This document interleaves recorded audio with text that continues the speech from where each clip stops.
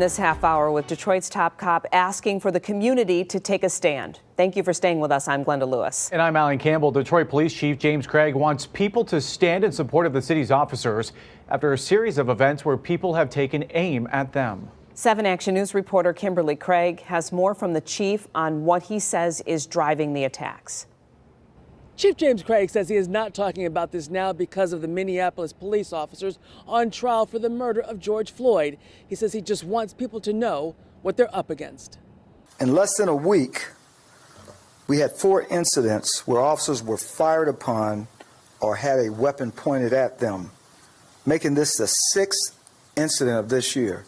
Detroit Police Chief James Craig on a series of events during which he says his officers have been targeted.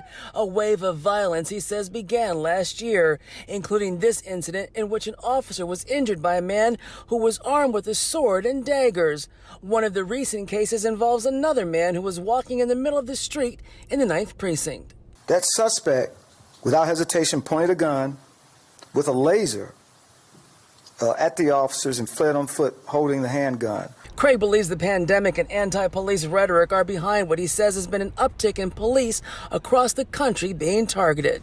I'm talking about the kind of rhetoric that wants police officers dead. I want to say for the record that Willie Bell, the chairman of the Board of Police Commission, totally support Chief Craig and DPD in reference to the issue that was raised this afternoon. This is not normal. According to Chief Craig, there are a few people who are recognized as community leaders who, when asked to stand with DPD, said they would not. When they're in fear, they will call us and we will respond.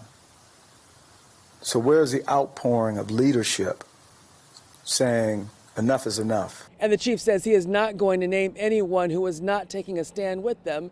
He says they already know who they are. In Detroit, Kimberly Craig, 7 Action News. All right, Kim.